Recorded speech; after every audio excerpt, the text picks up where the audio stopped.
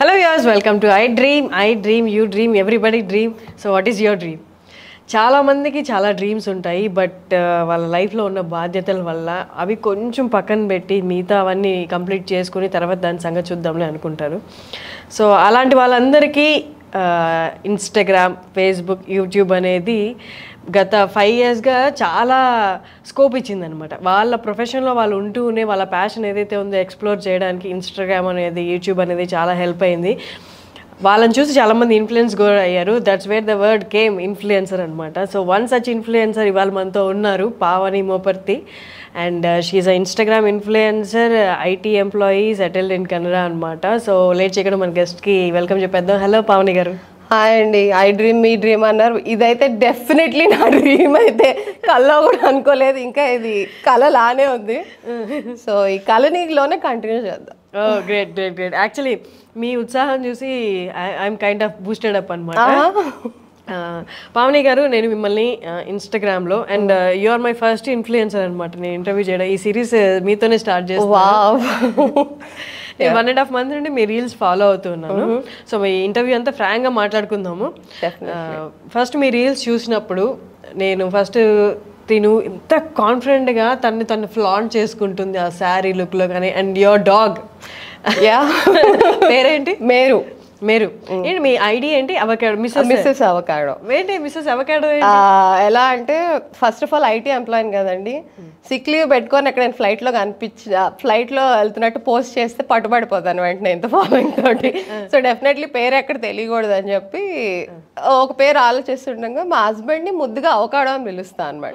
So అట్లా వచ్చింది పేరు, మిస్సెస్ అవకాడో అని పెట్టేసుకుందాం అని. ఇప్పటికీ అందరూ అడుగుతారు మీ పేరు ఏంటంటే ప్రస్తుతానికి అవకాడో కానిద్దాం అని చెప్తాను నేను. సో అలా వచ్చింది పేరు. అండ్ మీ శారీస్ కలెక్షన్, మీరు ఫ్లాంట్ చేసే విధానం, మీ పోస్టులు కానీ ఎక్కడ నార్మల్గా చెప్తున్నాను, కొంచెం లావున్నా ఎవరైనా అమ్మో సోషల్ మీడియా ప్లాట్ఫామ్ ఇప్పుడు నేను ఫొటోస్ పెట్టాలా, ఎక్కడికైనా వెళ్ళినా నేను బాగాలేనో, లేకపోతే 100 ఫిల్టర్లు పెట్టి చేస్తారు. మీరు చాలా తక్కువ ఫిల్టర్లు యూజ్ చేస్తున్నారు. అండ్ మీరు ఏ చేస్తున్నా చాలా ఫ్లాంట్ చేసుకుంటూ మీరు ఆ వరల్డ్ ఎంజాయ్ చేసుకుంటూ పెడుతున్నారు. ఏంటి ఆ కాన్ఫిడెన్స్ ఏంటి? ఎక్కడి నుంచి వచ్చింది అసలు అంత కాన్ఫిడెన్స్? యాక్చువల్లీ ఇన్స్టాగ్రామ్ ఇచ్చిందని చెప్పాలి కాన్ఫిడెన్స్. నేను 2018-19 ఆ టైంలో ఇన్స్టాగ్రామ్ స్టార్ట్ చేశాను. ఫిల్టర్లు వాడేదాన్ని, నేను కొన్ని యాప్స్ కూడా వాడేదాన్ని సన్నగా కనపడడానికి. సో అంటే నాకు ఇంకా అప్పటికి కాన్ఫిడెన్స్ లేదు నేను పబ్లిక్ ప్లాట్ఫామ్లో పెట్టినప్పుడు అని. సో అలా పోను 1-2 రీల్స్ బాగా వైరల్ అయ్యి లైక్ ఒక రీల్ అయితే 20 million వ్యూస్ వచ్చాయి కపుల్ ఆఫ్ ఇయర్స్ బ్యాక్. దాని తర్వాత నేను మామూలుగా నేను చీరలు కొనుక్కుంటున్నాను, నేను కడుతున్నాను, పెడుతున్నాను అని మాత్రమే అనుకునేదాన్ని. ఆ రీల్ ఎప్పుడైతే వైరల్ అయిందో నాకు చాలా మంది చెప్పారు మిమ్మల్ని చూసి నాకు కాన్ఫిడెన్స్ వస్తుంది. సో నేను లిటరలీ మూవ్ అయిపోయాను. ఎందుకంటే నా దగ్గర నిజంగా అన్ని చీరలు కూడా లేవు. అంటే ఇన్స్టాగ్రామ్ రెగ్యులర్గా కట్టుకొని పెట్టాలి కదా.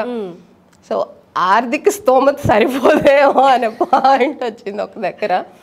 కానీ ఎంతమంది చెప్పారో, ఈవెన్ వాళ్ళు పర్సనల్ స్టోరీస్ కూడా షేర్ చేసుకున్నారు అనమాట. ఇట్లా రోడ్ మీద నడుచుకుంటూ వెళ్తుంటే ఇంతలా ఉన్నావేంటి అని చెప్పి ఎవరు పడితే అలా మాట్లాడతారు. కానీ మీరు నుంచొని చూస్తుంటే మేము ఈరోజు చీర కట్టుకున్నాం, ఎంతమంది వాళ్ళు చీరలు కట్టుకొని ఫోటోలు పంపిస్తారు. ఒక అమ్మాయిని కలిసాను నేను, యుఎస్లో కెనడాకు ముందు యుఎస్లో ఉండేదాన్ని. సో తను లిటరలీ నన్ను కలిసినప్పుడు ఏడ్చేసింది అనమాట.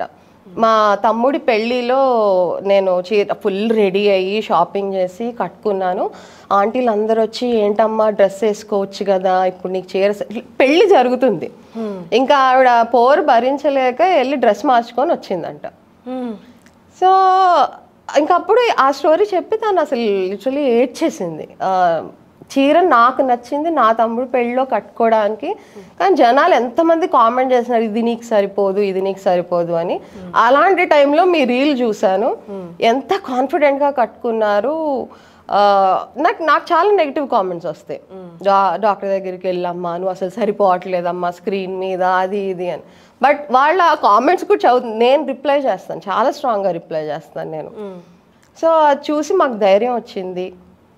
అనేసరికి నేను మా హస్బెండ్ ఇద్దరం తన్ని కలిసాం అనమాట. నన్ను డ్రాప్ చేయడానికి వచ్చారు. అండ్ మా హస్బెండ్ కూడా షాక్ అయ్యారు. ఐ మీన్ నువ్వు మామూలుగా చీరలు కట్టుకుంటున్నావు అనుకున్నానే తప్ప నిజంగా జనాలు ఇన్ఫ్లుయెన్స్ అవుతున్నారు అనే పాయింట్ అక్కడ స్టార్ట్ అయ్యి యాక్చువల్లీ అది నన్ను ఇన్ఫ్లుయెన్స్ చేసింది. ఓకే.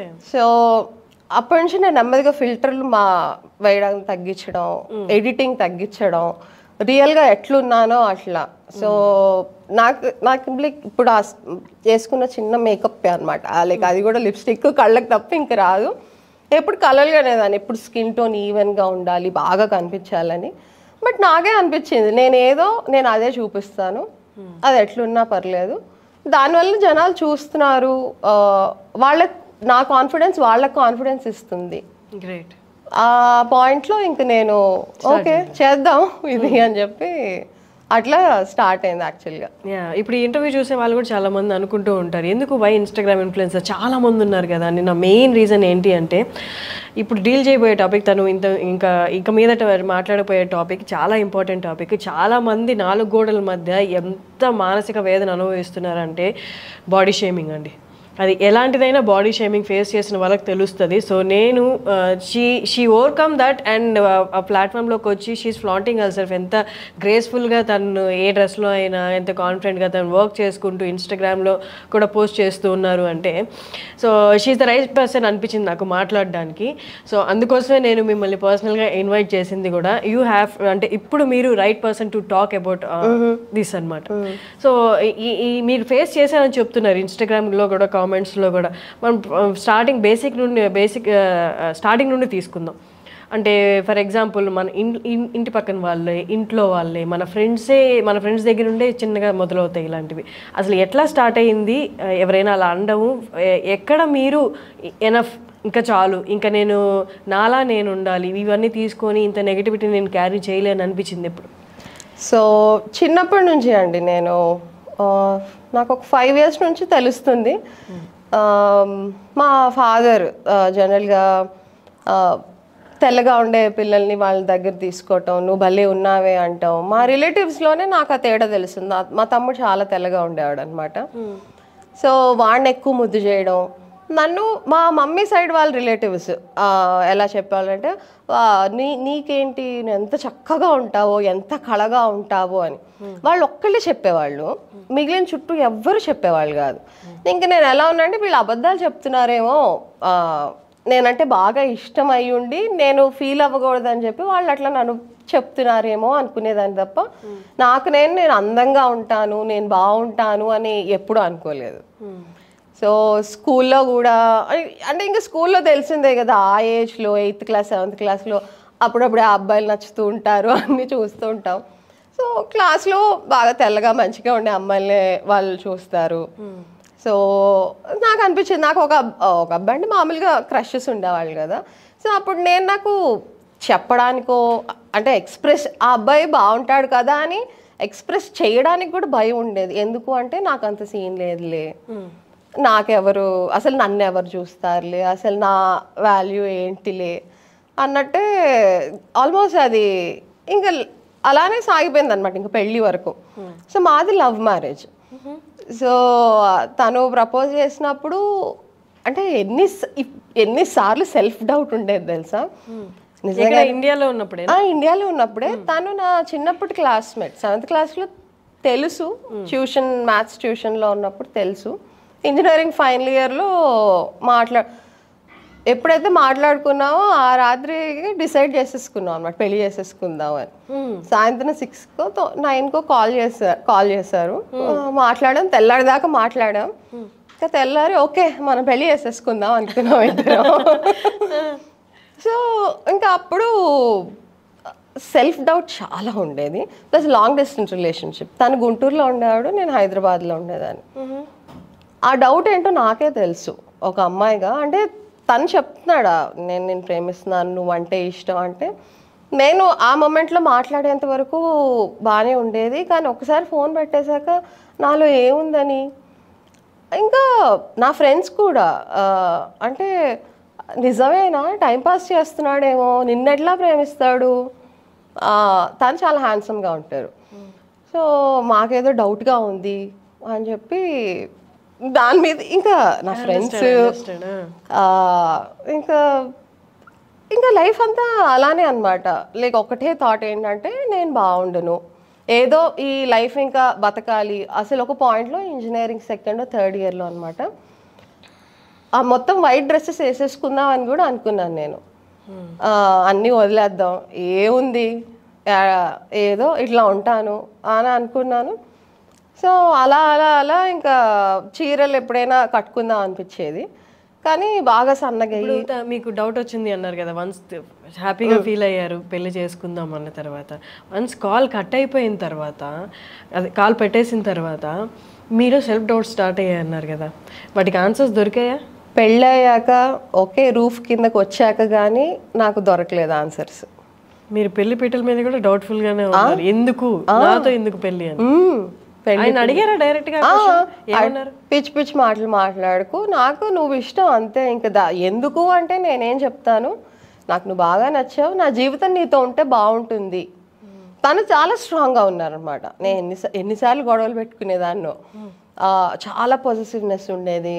తను వేరే ఏదో అమ్మాయితో మాట్లాడితే అయ్యో మాట్లాడేశాడు, ఇంకా నన్ను వదిలేసేపోతున్నాడు, అమ్మాయి చాలా అందంగా ఉంది అని చెప్పి చాలా ఇన్సెక్యూరిటీ ఉండేది. సో పెళ్ళయ్యి జీవితం మొదలెట్టాక ఒక 2-3 సంవత్సరాలు అయ్యాక కానీ నాకు తెలియలేదు ఇది ప్రేమ అని అనమాట. అంటే చిన్నప్పటి నుంచి నా మీద ఉన్న సొసైటీ నా మీద పెట్టిన ఇన్ఫ్లుయెన్స్ అంత పని చేసి, ప్రేమ స్వచ్ఛమైన ప్రేమ దొరికినా దాన్ని అది దానంటే మీకు స్వీకరించడానికి మీకు ఆల్మోస్ట్ 2-3 years పట్టింది. 6 years ఆఫ్ ప్రేమ, 6 years ప్రేమించుకొని పెళ్లి చేసుకున్నాము. సో ఆల్మోస్ట్ 10 ఏళ్ళు పట్టింది అనుకోండి మా ఆయన నన్ను నిజంగా ప్రేమిస్తున్నాడు అని నాకు యాక్సెప్ట్ చేయడానికి.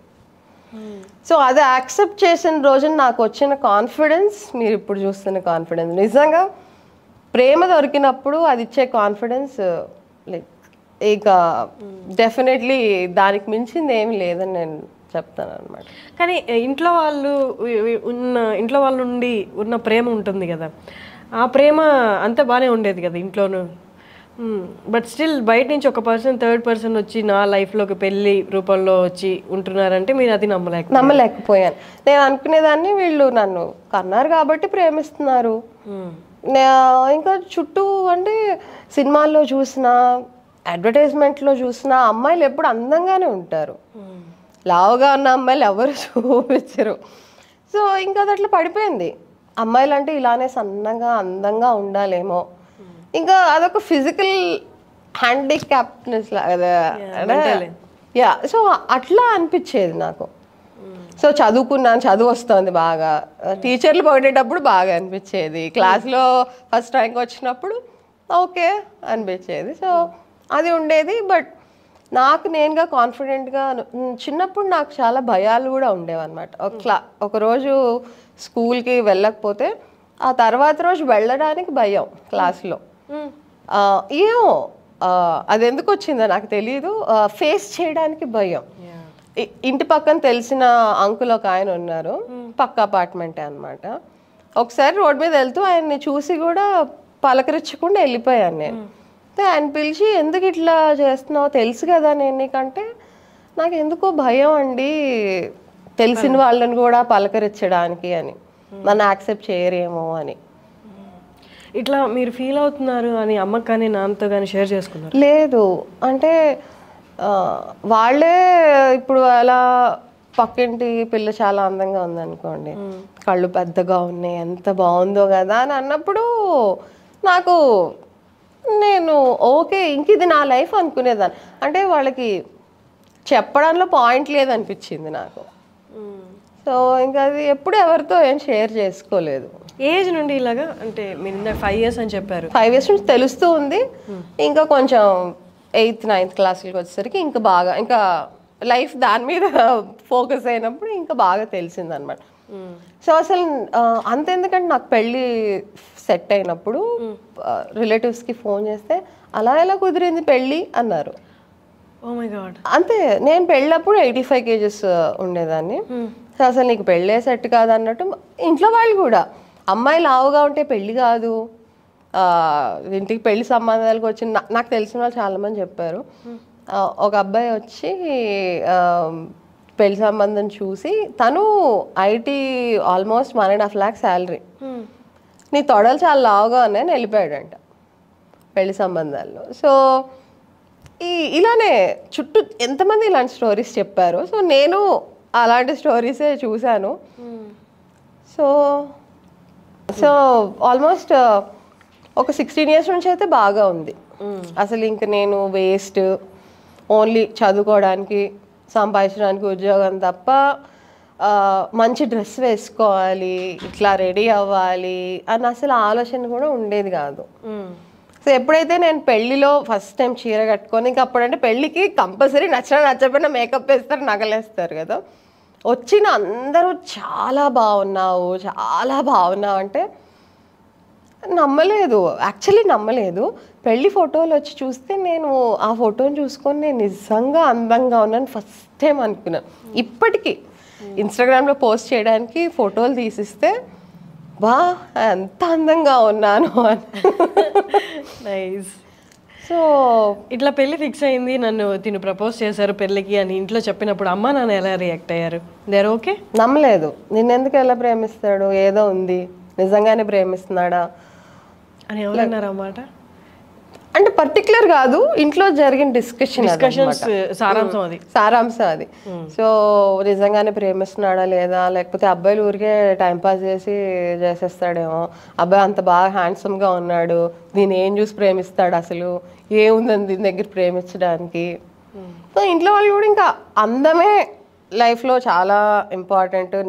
ప్రేమ అనేది మేబీ వాళ్ళ ఆలోచనలో ఆ ఏజ్కి ప్రేమ అనేది తెలియదేమో, అట్రాక్షన్ ఏమో, ఎవరు దొరికింది ఏమో అని చెప్పి అన్నట్టు కూడా వాళ్ళు అనుకొని ఉండొచ్చు.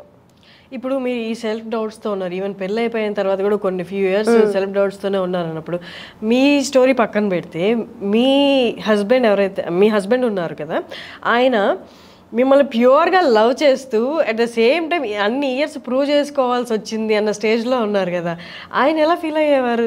అంటే మీకు నమ్మి ఈ స్టేజ్ వచ్చేవారు, కాన్ఫిడెన్స్ వచ్చేవారు? అసలు నేను నిజంగా చేతులు దండం పెట్టాలేమో, ఆయనకు ఉన్నంత పేషెన్స్.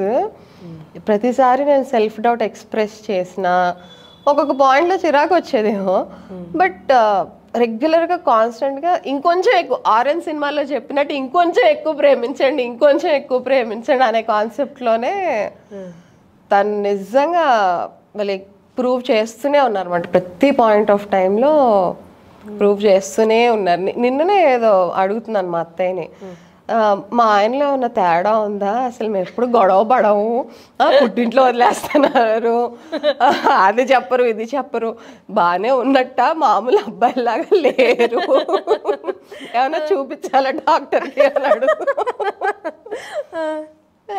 సో బాగా చాలా పేషెంట్, లైక్ మరి ఏమో ఆయన అలా ఉన్నారు. So yeah. And coming to your profession, IT profession, చిన్నప్పటి నుంచి బాగా స్టూడియోస్ అన్నారు కదా మీరు? స్టూడియోస్ కాదు, చదువు వచ్చేది, చదువుకోవాలనిపించేది కాదు, బట్ చదువు వచ్చేది. అదే క్లాసులో అంటే మనకి ఎలా ఉండేది అంటే, నాకు ఫస్ట్ లేసి ఆన్సర్ చెప్పేస్తే చాలు, ఇంకా అవసరం లేదు, టీచర్ నన్ను చూసి పొగిడితే చాలు నీకు ఎంత వచ్చి అని చెప్పి ఆ దాంట్లో ఉండేదాన్ని. మా క్లాస్లో రాజశేఖర్ అని స్టేట్ ర్యాంక్ వచ్చింది అనమాట 10th లో. సో తను వేరే సెక్షన్లో ఉండేవాడు అనమాట. సో కొన్ని క్లాసెస్ ఇట్లా క్లబ్ చేసేవాళ్ళు, లైక్ సరిపోనప్పుడు ఆ సెక్షన్ ఈ సెక్షన్. సో టీచర్ క్వశ్చన్ అడిగినప్పుడు నా కాన్సన్ట్రేషన్ అంతా రాజశేఖర్ కంటే ఫస్ట్ ఆన్సర్ చెప్పాలి, నాకు ఫెయిల్ అయినా పర్లేదు ఎగ్జామ్లో, అది ఎగ్జామ్లో రాకపోయినా పర్లేదు. బాబు ఎక్కడ ఉన్నాడు అరే రాజశేఖర్? ఆయన పెద్ద డాక్టర్ అయ్యాడు ఇప్పుడు, అందరు దేవుడు అంటారు. ఓకే. సో క్లాస్మేట్స్ వేరే వాళ్ళు డాక్టర్స్ అయిన వాళ్ళు కూడా ఆయనతో చెప్పించుకుంటారు అనమాట. So is very big doctor. ఇప్పటికీ నేను చెప్తాం ఆయనకి, ఏయ్ రాజశేఖరే ఆన్సర్ చెప్పలే ఆ రోజు ఫిజిక్స్లో, నేను చెప్పి ఇప్పటికీ ఆ బెంచ్ మార్క్ రాజశేఖరే. రాజశేఖర్ మరి స్టేట్ ర్యాంక్ వచ్చేది అప్పుడు. ఎందుకంటే ఆయన జీవితంలో ఒక అడుగు వేస్తే అందరూ ఆయన 10 అడుగులు వేస్తున్నాడు. అందరూ ఎంబీబీఎస్ సీటు ఫస్ట్ ర్యాంక్ వచ్చినా కానీ వేరే ఏదో కాలేజ్లో వేస్తే వద్దు, నాకు గుంటూరు మెడికల్ కాలేజే కావాలనుకొని, సో ప్రతి దాంట్లో వచ్చే సీట్ ఆయనకి ప్రతి ఎగ్జామ్లో వస్తుంది. So bench mark Rajasekhar. తర్వాత పెళ్లి తర్వాత ఎప్పుడు యుఎస్ షిఫ్ట్ అయిపోయారు? ఫస్ట్ మీకు జాబ్ ఆపర్చునిటీ అక్కడ వచ్చిందా, లేకపోతే మీ హస్బెండ్ కా ఎలా? అంటే తను ఇంజనీరింగ్ అయిపోయాక మాస్టర్స్కి యుఎస్ వెళ్ళిపోయారు. యుఎస్ వెళ్ళిపోయారు. నేను ఇంజనీరింగ్ ఫైనల్ ఇయర్లో మా కథ మొదలైంది. సో తను అట్లనే మాది లాంగ్ డిస్టెన్స్ నడుస్తూనే ఉంది. తను ఒకసారి పెళ్లి కోసం అని చెప్పి ఒక బ్రేక్ తీసుకొని వచ్చి ఒక 1.5 year ఇండియాలో ఉండి మళ్ళీ తిరిగి యుఎస్ వెళ్ళిపోయాం అనమాట. సో అప్పుడే నేను లెక్చరర్గా పనిచేస్తుండేదాన్ని. ఎంటెక్ చేసి అదే కాలేజ్లో అసిస్టెంట్ ప్రొఫెసర్గా జాయిన్ అయ్యి చేస్తున్నాను. పెళ్లి చేసుకున్నాను. ఈ లోపు యుఎస్ వెళ్ళిపోయాను. ఇంకా అట్లా యుఎస్ షిఫ్ట్ అయ్యాను. తన వల్ల షిఫ్ట్ అయ్యాం యాక్చువల్లీ. ఇంకా అక్కడ వెళ్ళాక ఎటు నేను కంప్యూటర్ సైన్స్ చదివాను కాబట్టి వెంటనే అక్కడ జాబ్ చూసుకొని అట్లా స్టార్ట్ అయింది. గ్రేట్. ఇందాక మీరు చెప్పారు ఇది ఏదైతే ఉందో ఇంట్లో నుంచే మొదలైంది యాక్చువల్లీ అని. అంటే ఎవరు ఇనిషియేట్ చేశారు, ఎవరు ఎలా అసలు మిమ్మల్ని కాన్షియస్గా ఫీల్ అయ్యేలా చేశారు ఇట్లా అని? ఒక్కళ్ళు అని అయితే పిన్ పాయింటెడ్గా చెప్పలేను, చుట్టూ అందరూ. అంతెందుకు ఇప్పుడు టీవీలో సినిమా చూస్తున్నాం అనుకోండి, ఏదైనా మంచి డాన్సర్ వచ్చి డాన్స్ వేస్తుంది అనుకోండి, ఇంట్లో ఉండే వాళ్ళందరూ అబ్బా ఎంత బాగుంది అనేవాళ్ళు. సో అదే మన కామెడీ సీన్ వస్తే ఎవరైనా ఒక లావుగా ఉండేవాడు ఆవిడ మీద జోక్ వేసినప్పుడు ఇంట్లో వాళ్ళు అందరూ నవ్వడం.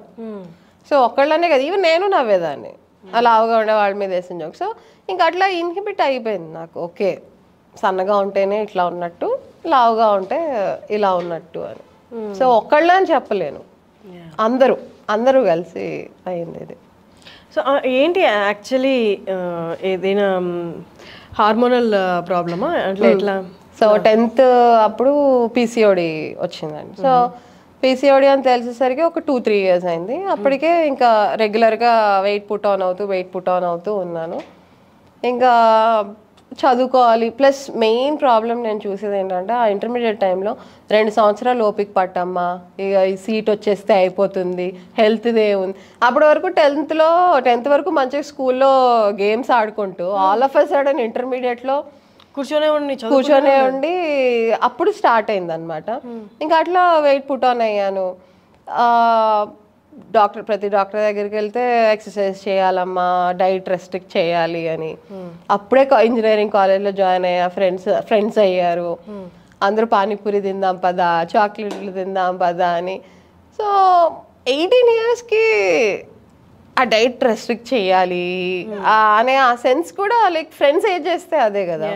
ఇంకా అట్లా గ్రాడ్యువల్గా వెయిట్ పుట్ ఆన్ అవుతూ వెళ్ళాను అనమాట. సో మెయిన్ హార్మోన్ల వల్లే వచ్చింది. సో ఈవెన్ హార్మోన్లు అంటే తెలుసు కదా, ఫేషియల్ హెయిర్ పెరగడం, సో అబ్నార్మల్గా ఫ్యాట్ అక్యూములేట్ అవ్వడం, అది కూడా బాగా ఇన్సెక్యూరిటీకి గురి చేసేది అనమాట. సో ఇది పెరిగే అంటే ఈ ప్రాసెస్లో ఇంకా అసలు బయటకు వెళ్ళడమే మానేశారా? ఇంకా కాలేజ్కి వెళ్ళడం, ఇంటికి రావడం. అంతెందుకు ఫేర్వెల్ జరిగింది ఇంజనీరింగ్ ఫస్ట్ ఇయర్లో, నేను వెళ్ళలేదు. ఎందుకంటే నేను బాగోను, నాకు సెట్ అయ్యే డ్రెస్సులు కూడా లేవు అని చెప్పి అసలు నేను ఫేర్వెల్ చాలా ఫంక్షన్స్, ఇట్లా ఫ్యామిలీ ఫంక్షన్స్ కూడా చాలా వెళ్ళేదాన్ని కాదు. నేను బాగుండు, నేను సరిగ్గా ఉన్నాను. నా ఫ్రెండ్స్ నన్ను ఎంకరేజ్ చేసేవాళ్ళు అనమాట, ఏం కాదు చక్కగా ఉంటావు, వేసుకో డ్రెస్సులు అది ఇది అని. ఒక లవ్ వచ్చి ఒక పర్సన్ని ఎంత చేంజ్ చేసిందనడానికి you're the best example. Definitely అసలు నేను అదే ఇప్పటికీ నేను నమ్మలేను అనమాట. డెఫినెట్లీ లవ్ హీల్డ్, అది ఆ పాట ఉంటుంది కదా, అదే గుండెలు ఎంత గాయమైనా నీ ప్రేమేనా చేసింది అని. సో లవ్ హీల్డ్ మీ. ఎవరైనా మీరు ఇందాక చెప్తున్నారు కదా, చాలామంది నాకు మెసేజ్ చేశారు నా ఇన్స్టాగ్రామ్ అవన్నీ చూసి అని. వన్స్ మీరు ఈ కాన్ఫిడెన్స్ గెయిన్ అయిన తర్వాత మీరు ఎవరికైనా కౌన్సిలింగ్ ఇచ్చారా? సో ఇట్లా ఉండొద్దు, చిన్నప్పటి నుంచే తెలియకుండానే మన వాళ్ళే ఇలాంటివి మన ఇంప్లాంట్ చేసేస్తుంటారు ఈ థాట్స్, అది గ్రో అయ్యి అసలు బయటకు వెళ్ళలేని పరిస్థితి కూడా వచ్చేస్తుంది కదా. మీరు అది బయటకు వచ్చిన తర్వాత వెనక్కి తిరిగి చూసుకుంటే మీకు అర్థమైపోయి ఉంటుంది అసలు ఎలాంటి దాంట్లో నుంచి వచ్చాను నేను బయటికి అని. మీరు ఎవరికైనా కౌన్సిలింగ్ ఇచ్చారా మీకు తెలిసిన వాళ్ళకి? చాలా మందికి. నా ఇన్స్టాగ్రామ్ ఫాలోవర్స్లో 90% వీళ్ళే. కేవలం నన్ను చూసి ఓకే, నేను చిన్నప్పుడు ఇలాంటి ప్రొఫైల్ నాకు ఉండుంటే నా లైఫ్ డిఫరెంట్గా ఉండేదేమో, సో ఇదే నాలాంటి పేజ్ ఉండుంటే ఎంతమంది చెప్పినప్పుడు అస్సలు నువ్వు ఎక్కడ తగ్గకు, లెఫ్ట్ అండ్ రైట్ ఇచ్చేసేయి, నువ్వు ఏమి పర్లేదు, నీ వర్త్ నీకు తెలుసు, వేరే వాళ్ళకి అంతేందుకు. నిన్న మొన్న షాపింగ్కి వెళ్తే ఒక ఆవిడ వచ్చి మీరు లావుగా ఉన్నారు కదండి, మాకు తెలిసిన ఒక ఆవిడ బాగా సన్నబడ్డారు, ట్రై చేస్తారా అని. లైక్ నేను చాలా గోత్రూ అవుతుండొచ్చు, నాకు ఏదో పర్సనల్ ప్రాబ్లం ఉండొచ్చు, నేను అప్పుడే బాధపడుతూ ఉండొచ్చు. సో ఒకవేళ వచ్చి మన మొహం మీద చెప్పినప్పుడు నేను నా ఇప్పటివరకు ఈ సిచ్యువేషన్ వచ్చినప్పుడు ఇలా చెప్పాలని అనుకుంటూ ఉండేదాన్ని. ఆవిడికి గట్టిగా ఇచ్చాను అనమాట నేను, మీకు ఎందుకండి, మీకు నా పర్సనల్ గురించి మీకు తెలుసా, మీకేం వస్తుంది ఇలా చేస్తే అని గట్టిగా మాట్లాడితే ఆవిడ వెళ్ళిపోయింది అనమాట. సో చాలా మంది నాకు మెసేజ్ చేస్తుంటారు, అక్క నా పెళ్లి సంబంధం ఇలా అయ్యింది, ఇలా చేస్తున్నారు, నేను ఎంత సంపాదిస్తున్నా కానీ కేవలం అందం గురించేనా వాళ్ళు చూసేది అని. ఎంతో మంది మేము అసలు చీరలు కట్టగట్టి పెట్టేసామండి లోపల, అన్ని బయటికి తీస్తున్నాం మీ వల్ల, మిమ్మల్ని చూసి అన్నప్పుడు ఓకే చేస్తున్న పని బాగానే ఉంది. అంటే ఇప్పుడు ఇన్స్టాగ్రామ్లో పోస్ట్ పెట్టాలి అంటే ఫస్ట్ తల స్నానం చేసుకొని రెడీ అయ్యి, అంటే ఒక పార్టీకి వెళ్ళినట్టే నేను పొద్దు నుంచి జాబ్ చేసి వంట చేసి అన్ని పనులు చేసి, బట్ స్టిల్ నేను ఇది ఒక పోస్ట్ పెడుతున్నాను అంటే డెఫినెట్లీ లైక్ నేను ఇన్ఫ్లుయెన్సరో కాదో నాకు తెలియదు కానీ వాళ్ళందరూ నా ఇన్ఫ్లుయెన్సర్స్ పెట్టడానికి. గ్రేట్. అండ్ మామూలుగానే ఓకే ఇదంతా పక్కన పెట్టేస్తే హెల్త్ ప్రాబ్లమ్స్ వస్తాయి కదా, ఓవర్ వెయిట్ వల్ల మన మోకాళ్ళు త్వరగా అరిగిపోతాయి అని అంటుంటారు. అండ్ మడమల దగ్గర ఆ జాయింట్స్ కూడా ఓవర్ వెయిట్ అయితే ప్రాబ్లం అవుతుంది ఫ్యూచర్లో అంటుంటారు కదా. సో దానివల్ల ఏమైనా మీరు ఎక్సర్సైజ్ లాంటివి ఏమైనా స్టార్ట్ చేయాలి అని ఎక్కడైనా అనిపించిందా? నేను రీసెంట్గా 20 kgs తగ్గాను. లాస్ట్ ఇయర్ నవంబర్ నుంచి నేను చాలా ఆఫీస్ పరంగా కానీ కొంచెం వర్క్ ప్రెషర్ ఎక్కువయ్యి యుఎస్ నుంచి కెనడా మూవ్ అయ్యాం అనమాట. ఆ మూవ్ తట్టుకోవడానికైనా మా హస్బెండ్కి ట్రావెల్ ఎక్కువైంది, యుఎస్ కెనడా ట్రావెల్ చేయడం. సో ఇలాంటి చాలా ఫ్యాక్టర్స్ వల్ల, ప్లస్ కెనడా చాలా కోల్డ్ కంట్రీ కాబట్టి చలిలో బయటికి వెళ్ళలేకపోవడం, దానివల్ల నేను చాలా వెయిట్ పుట్ ఆన్ అయ్యాను. So definitely health is important. దానికోసం నేను నా స్టోరీస్లో కూడా నేను తినే ఫుడ్ కానీ అందరినీ నేను ఎడ్యుకేట్ చేస్తాను. ఒక విషయం ఏంటంటే ఆ ప్రోటీన్ సప్లిమెంట్ అని ఇదని. ఒకసారి ఒక క్వశ్చన్ అడిగాను నేను ఇన్స్టాగ్రామ్లో, మీకు ఇది చేస్తే మీరు సన్నబడతారు అని మీకు ఎవరైనా ఏదైనా చెప్పారంటే అసలు ఎన్ని చెప్పారో, కొత్తిమీర రసం తాగితే సన్నబడిపోతారు అని చెప్పి, క్యాబేజ్ సూప్ తాగితే ఇంకేం తినొద్దు, యాక్టివ్ లైఫ్ స్టైల్ గురించి ఎవరూ చెప్పలేదు. సో నేను చీరల కంటే I try to educate diet and exercise. 90% diet, మీరు తినే ఫుడ్, ఎక్సర్సైజ్ మీరు కొంచెం వాకింగ్ చేసుకున్నా కానీ యాక్టివ్గా ఉంటే చాలు, బట్ ఫుడ్ చూసుకోండి మెయిన్. ఎందుకంటే నేను నా చేతులారనే నేను చేసుకున్నాను నా ఫుడ్ హ్యాబిట్స్ కూడా. స్ట్రెస్ ఈటింగ్ ఉండేది నాకు, ఏదన్నా బాధగా అనిపించిన ఐస్ క్రీములు టక తినేయడం, చాక్లెట్లు తినేయడం. అలాంటప్పుడు నేను ఆ హ్యాబిట్ని బ్రేక్ చేసింది ఎలా అంటే ఎక్సర్సైజ్ వల్ల. సో ఎక్సర్సైజ్ నేను కొంచెం నాకు నష్టమైన జిమ్కి వెళ్ళి ఒక అరగంట చేసేసి వస్తే హాయిగా అనిపించేది, తినాలనిపించేది కాదు. సో నేను అందరికీ అదే చెప్తాను, ఎవరిని ఏది నమ్మద్దు. ప్లస్ మీరు చేసే డైట్ కూడా సస్టైనబుల్గా ఉండాలి, లైఫ్ లాంగ్ చేయాలి. ఇప్పుడు మీరు ఇది అన్ని రైస్ మానేస్తాము, మేము అవి మానేస్తాం, ఆయిల్ మానేస్తాం అంటే తగ్గుతారు 2-3. ఎన్ని చేశానో నాకు తెలుసు. నేను నీళ్లు తాగి కూడా బతికిన రోజులు ఉన్నాయి. ఒక నెల మొత్తం నీళ్లే తాగాను, నేను తినలేదు. 7 kgs తగ్గానప్పుడు, కానీ నెక్స్ట్ మంత్ మళ్ళీ పెరిగిపోయాను. సో నాకు అర్థం ఎన్ని చేశాను, న్యాచురోపతి అని, అలోపతి అని, ఆ మెడిసిన్ అని, ఈ పౌడర్లని, ఆ షేక్లని చేసిన ప్రతిసారి తగ్గేదాన్ని. కానీ మళ్ళీ మనకు చిన్నప్పటి నుంచి అలవాటైన ఫుడ్ కదా, అవి పోవు, అవి మళ్ళీ తినాలనిపిస్తుంది. అది తిన్నామని ఇంకొంచెం తింటాం, ఇంకొంచెం తిన్నామని ఇంకొంచెం తింటాం, మొత్తానికే పోయిందని అన్నీ తినడం. సో ఆ సైకిల్లో తిరుగుతూ ఉండేదాన్ని. యాక్చువల్లీ మెయిన్ రీజన్ మీరు చెప్తుంటే నాకు అర్థమైంది ఏంటి అంటే, మన చుట్టూ ఉన్న వాళ్ళ మనం డిస్కరేజ్ చేసి, మన పర్సనాలిటీ గురించి బాడీ షేమింగ్ చేసి, మన కలర్ గురించి బాడీ షేమింగ్ చేసినప్పుడు ఇప్పుడు నేను ఎలా ఉంటే ఎవరికి నష్టం? ఎలాగో నేను అడగకముందే వాళ్ళు ఇంటర్ఫీర్ అయ్యి నా మీద కామెంట్ చేస్తున్నారు. నాకు అట్లీస్ట్ నాకు నచ్చిన ఫుడ్ తిని నాకు పర్సనల్గానే నేను మనశ్శాంతిగా ఉన్నాం అనేది బాగా కరెక్ట్గా కనిపిస్తుంది. సో అదే మీరు యాక్చువల్లీ మీ ప్రాసెస్ అంతా జరిగింది అదే జరిగింది. సో ఇంకా లైఫ్లో ఏం లేదు, కనీసం ఇది తిందాం. ప్లస్ ఇంకా 20-25 అంటే ఆ హెల్త్ కూడా అంత తెలియదు కదా మనకి, హెల్త్ పాడవుతుంది అని కూడా మనకు అర్థం కాదు.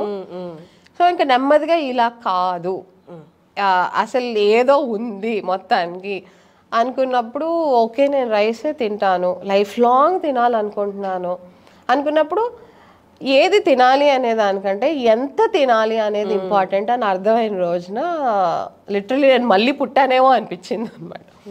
సో అన్నీ తింటూ ఎంత తినాలో అంతవరకు తింటూ, ఒకవేళ ఏదైనా క్రేవింగ్ వస్తే తినేసేయండి, అందులో ఏం ప్రాబ్లం లేదు. ఆ తర్వాత రోజు తను మర్చిపోవాలి, అంతే కంటిన్యూ చేయకూడదు. అయ్యో తినేసాము మొత్తానికే పోయింది అని చెప్పి మళ్ళీ తినకుండా మెయిన్ ఫుడ్డే అండి. నేను అబ్జర్వ్ చేసింది ఫుడ్ 90% అయితే డైట్ మనం చిన్నప్పటి నుంచి మనకి ఏం పెట్టారు, సున్నుండలు పెట్టారనుకోండి తినండి రోజు ఒకటి, ఏం పర్వాలేదు. బట్ వేరే ఏవేవి ఎంత తింటున్నారు అనేది కూడా చూసుకొని చేసినప్పుడు నాకు వర్కౌట్ అయ్యింది. అది అందరికీ చెప్తాను నేను. ఏంటి లైఫ్లో గోల్స్ అంటే ఏంటి?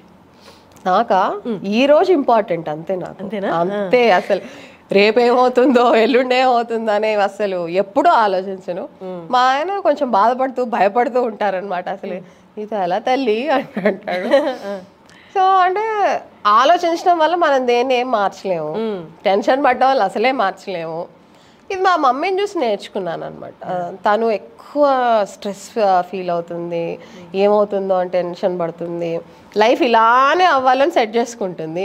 మధ్యలో కొంచెం ఏదన్నా సెట్ బ్యాక్ వచ్చినా కానీ దానికి అర్థం కాదు. సో డాక్టర్స్ దగ్గరికి వెళ్తే ఫస్ట్ మీరు ఆలోచించడం మానేండి అదే చెప్తారు. సో అప్పుడు నాకు అనిపించింది మన చేతుల్లో లేనప్పుడు ఇవేమి లేవు, ప్రశాంతంగా ఉంటే చాలు, ఈరోజు ఇంపార్టెంట్. కరెక్ట్గా చెప్పారు.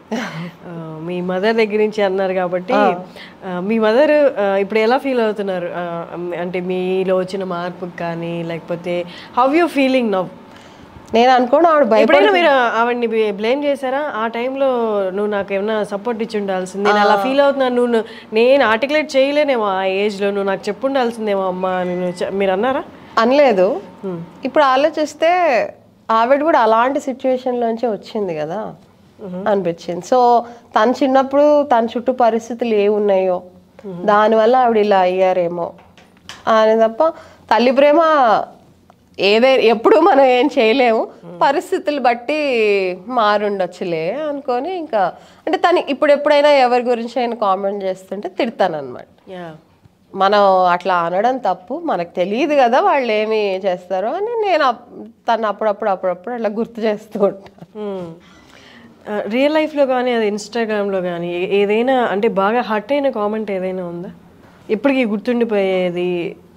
మర్చిపోయానండి, అంటే అప్పటికప్పుడు వస్తాయి, బూతులు కూడా తిడతారు, రిటర్న్ నేను బూతులు రాస్తాను. సో వాళ్ళు ఎంత గట్టిగా ఇస్తారో నేను అంతే గట్టిగా ఇస్తాను, మర్చిపోతాను. చాలామంది నా కామెంట్స్ చదివి మాకు కాన్ఫిడెన్స్ వచ్చింది అంటారు. సో ర్యాండమ్గా వచ్చేసి సంబంధం లేని వాళ్ళు బూతులు రాస్తారు, నేను బూతులు తిట్టేస్తాను. ఇంకా ఇప్పటివరకు అయితే అసలు హర్ట్ అవ్వలేదు. ఎవడో మనకి తెలీదు ఏదో అంటారు, దానికి మనం ఆలోచించాల్సిన పని లేదు. మీ ఇంట్లో ఎలా ఫీల్ అయ్యారు? ఇప్పుడు మీరు ఇంటర్వ్యూకి వస్తున్నారు, మాట్లాడుతున్నారని చెప్పారా ఇంట్లో హస్బెండ్కి కానీ మీ మదర్ వాళ్ళకి తెలుసా? తెలుసు, చెప్పాను. మమ్మీ వాళ్ళు అయితే ఇదేదో చెప్తుందిలే అనుకున్నారు. నేను మిమ్మల్ని చూపించి ఈ వీడియో చూపిస్తే కానీ వాళ్ళు నమ్మరు. హస్బెండ్ మా అత్తయ్య అయితే మాత్రం ఆవిడ అసలు బ్లౌజ్ రాలేదు నిన్న రాత్రి రేపటికి అంటే ఆవిడ టెన్షన్ కాదు, తయారవ్వమ్మా.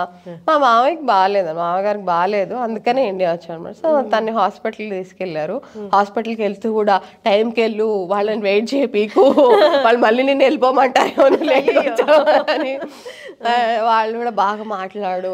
ఇంకా అత్తయ్య అయితే సైలెంట్గా వచ్చి నీ జాతకంలోనే ఉంది, నువ్వు ఫేమస్ అవుతావు అని చెప్పి వాళ్ళు బాగా ఎక్సైటెడ్ అనమాట. ఇంకా మా మామయ్య గారేమో సినిమాలో సీన్ కట్ చేసినట్టు నువ్వు సరిగ్గా చేయకపోతే కట్ చేసేస్తారేమో, నీ ఇంటర్వ్యూ సరిగ్గా చెప్పు.